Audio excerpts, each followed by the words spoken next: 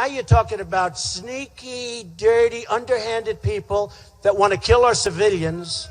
They want to go after our civilians. They want to kill not only our civilians, all over the world. And it's going to be stopped. It's going to be stopped. Somebody criticized me the other day because they asked me what I do. And I said, I'm going to bomb the shit out of them. It's true. I don't care. I don't care. They've got to be stopped. Why do they wait? They always wait for a tragedy to happen.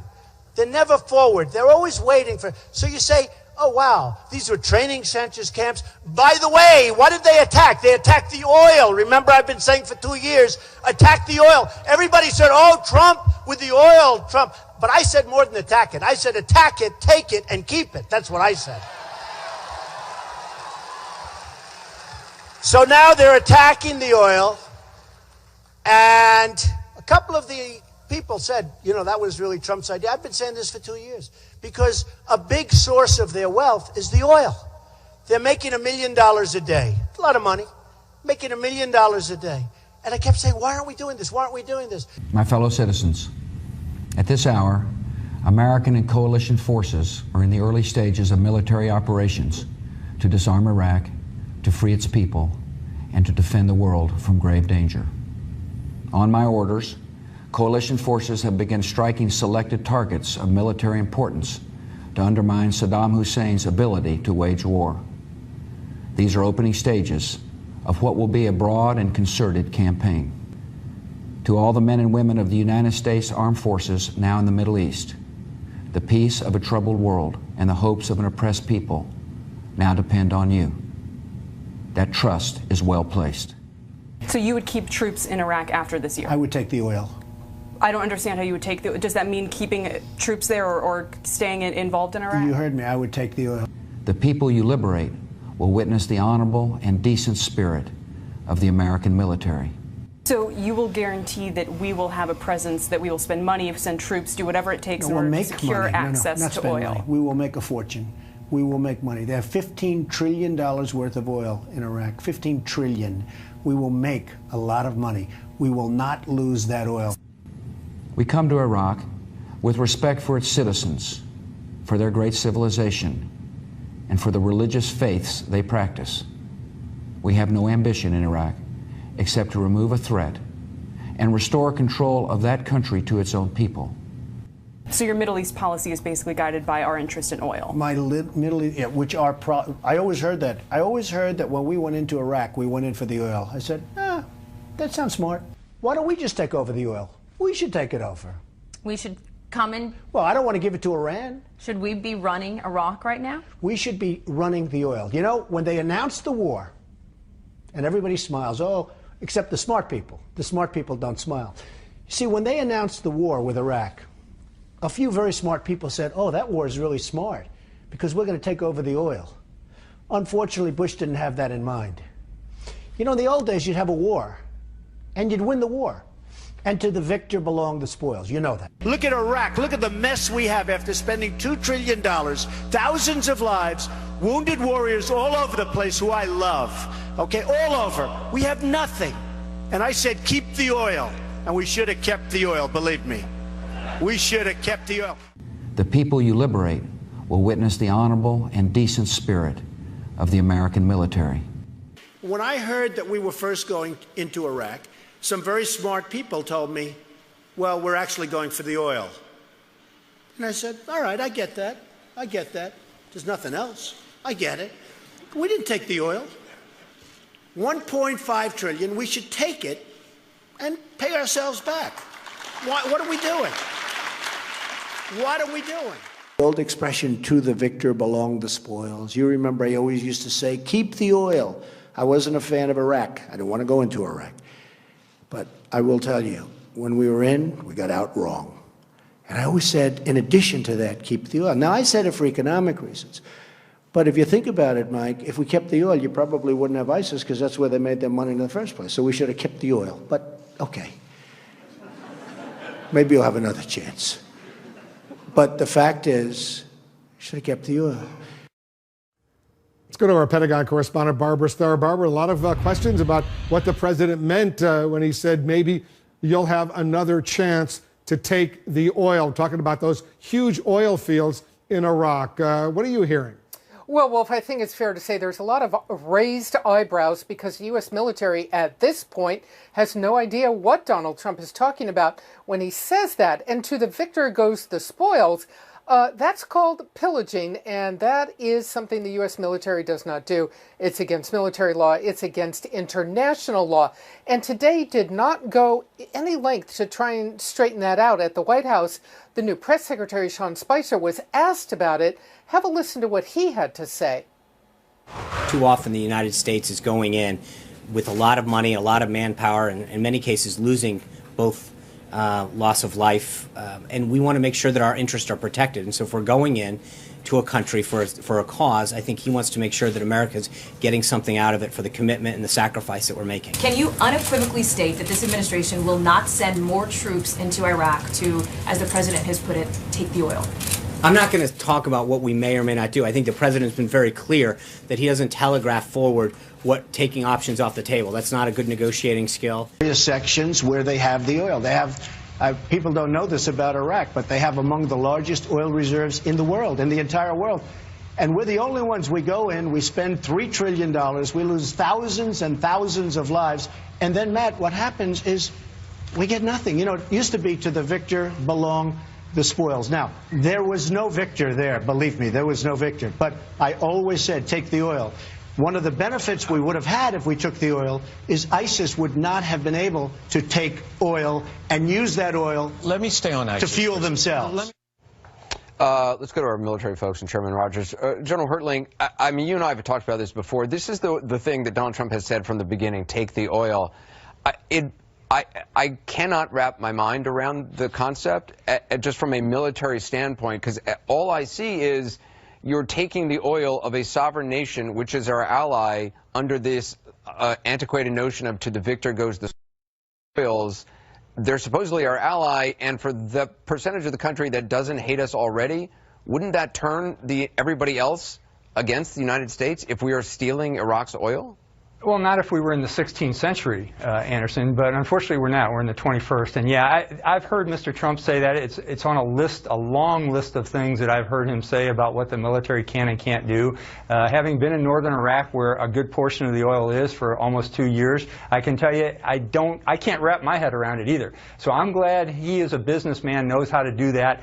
I can't figure it out. If it's bringing other corporations in, continuing to pump, while the 19 million Iraqis continue to live and allow us to do that, that'd be great. But it's just really hard to do. Chairman Rogers, I mean, what Trump has said to me in interviews early on was bring in U.S. oil companies, Chevron, others, surround them while they steal the oil, surround them with troops. I mean, does that make any sense to you militarily, strategically, diplomatically?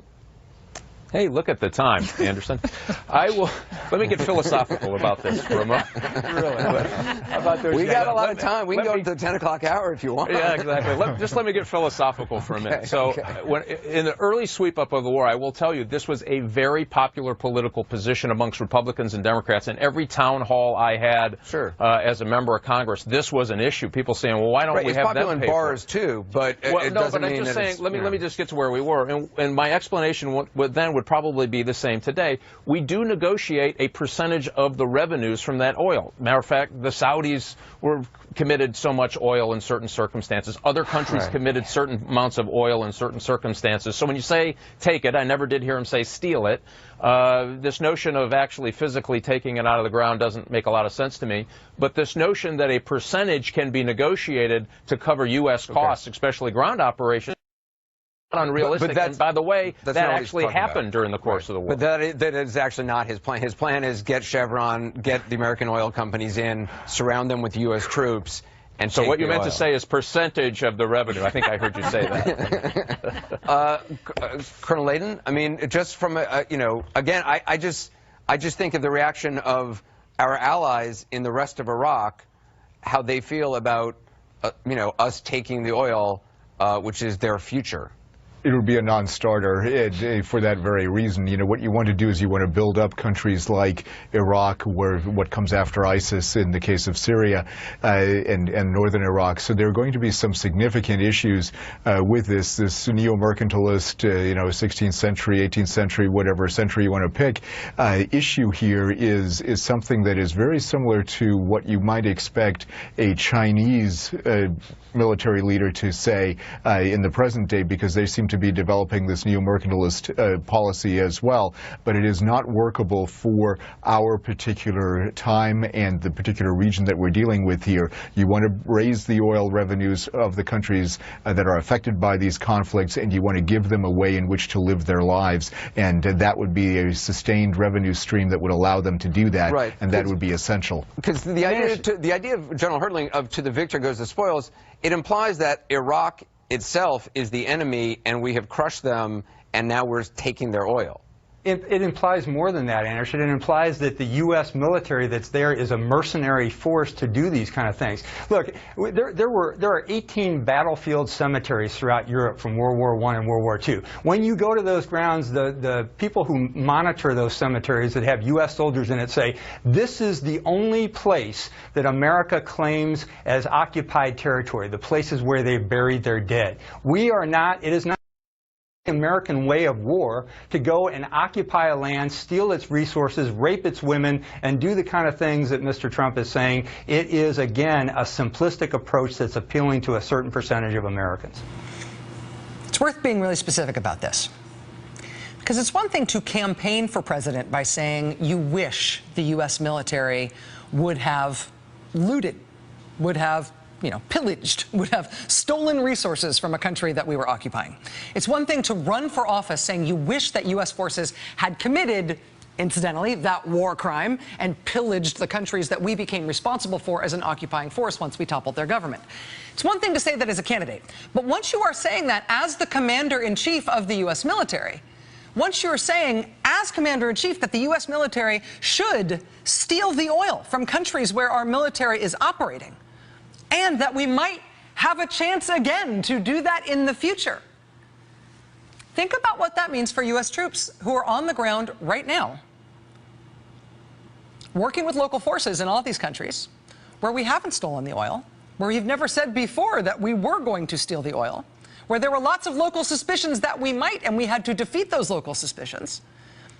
And presumably those local forces would feel very strongly about us not stealing the oil. Think about what that means for U.S. forces serving in those countries abroad right now. On a statement that the president made on Saturday, can you, and I just want to clarify your answer here, can you unequivocally state that this administration will not send more troops into Iraq to, as the president has put it, take the oil? I'm not going to talk about what we may or may not do. I think the president's been very clear that he doesn't telegraph forward what taking options off the table. That's not a good negotiating skill. That's not how he works. There's a reason he's been successful at negotiating, is because he does it in a way that doesn't telegraph to people what he's going to take on or off the table. Whether or not you are going to talk about what we may or may not do, the fact that that is on the table makes this actually not a hypothetical scenario anymore, because that's policy. That's now policy. The White House, the President of the United States, has just communicated to the American people and to the world that U.S. troops in oil-producing regions around the world might be there to take the oil from these countries. That very well could be why they're there. The U.S. reserves the right to do that. Borzu Dargahi is a great reporter, longtime Middle East correspondent. He's now a Middle East correspondent for BuzzFeed. After the president made his take the oil remarks this weekend at the CIA, Borzu in Iraq interviewed some militia fighters and Iraqi security officials who right now are working with U.S. troops on the ground in Iraq in the fight against ISIS, where, again, U.S. forces are partnered with Iraqi forces to fight against ISIS. I mean, U.S. forces spent part of the last week blowing up dozens of boats on the Tigris River outside of Mosul to stop ISIS fighters from using those boats to get away from Mosul as Iraqi ground troops continued to clear ISIS out of Mosul. I mean, there are 5,000 plus U.S. troops in Iraq right now who were engaged in the fight against ISIS alongside Iraqi forces. Except now, the new president of the United States says the reason U.S. troops might be there is to get our hands on Iraq's oil. So Borsud Argahi talks with Iraqi fighters to get a reaction to this, and these Iraqi fighters tell him exactly what you think they would say. They say exactly what you or I would say if we found out that some foreign country that was ostensibly here to help us was actually here to steal America's natural resources. Quote, "He cannot do it. He cannot succeed. Of course, I would fight the Americans if they came for the oil." Quote, "There's no way Trump could take the oil unless he launched a new military front, and then it would be a new world war." Say these folks who are right now fighting with U.S. troops. The Senate Foreign Relations Committee tonight approved the CEO of Exxon to be America's new Secretary of State. It was a pure party line vote. Senator Marco Rubio of Florida soaked up a bunch of good press about his hypothetical courage and his hypothetical nonpartisan patriotism when he said that he might vote against the Exxon CEO to be Secretary of State because he had real concerns. But of course, naturally, Marco Rubio cast a yes vote for the Exxon CEO. The vote was a party line vote. And the Exxon CEO, Rex Tillerson, now has no barrier to being approved for that position. His vote, his nomination will pass on the floor as well. Simply putting an oil company CEO in charge of American foreign policy would be enough to make this a problem, right? It would be enough to ignite suspicions and recriminations worldwide that maybe American troops weren't there to help, that maybe American foreign policy is designed to steal oil from other countries, that the American military is being used as essentially a capitalist tool, as a looting tool, as a pillaging tool to steal the natural resources from other countries. Having an oil company CEO be in charge of our foreign policy would be enough to create those worries. But it's not worries anymore. You're not hinting at it anymore when the president just flat out says, yeah, that's our new policy, and then the White House spokesman backs it up. That was very dangerous to U.S. interests when it was a hypothetical, when it was a suspicion, when it was a conspiracy theory. But now it is U.S. policy. And the people who are going to face the threat from it are American troops who are already in harm's way in Libya, in Iraq, in Syria. Gordon Trowbridge was deputy press secretary at the Pentagon this time last week. Today, he no longer is.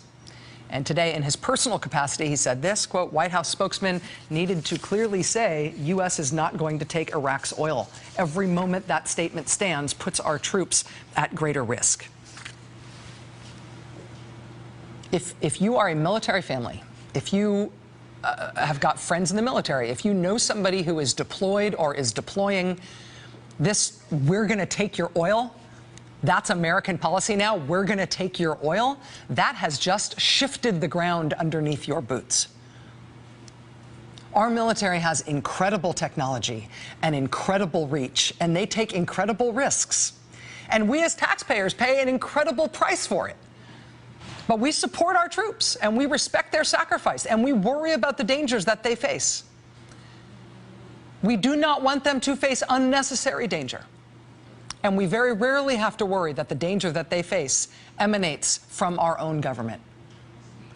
But until they fix this, until the new administration fixes this, they have created a daily, clear, and present big new danger for every American who is serving in an oil-producing country abroad, as if their mission wasn't dangerous enough already. I'll be right back.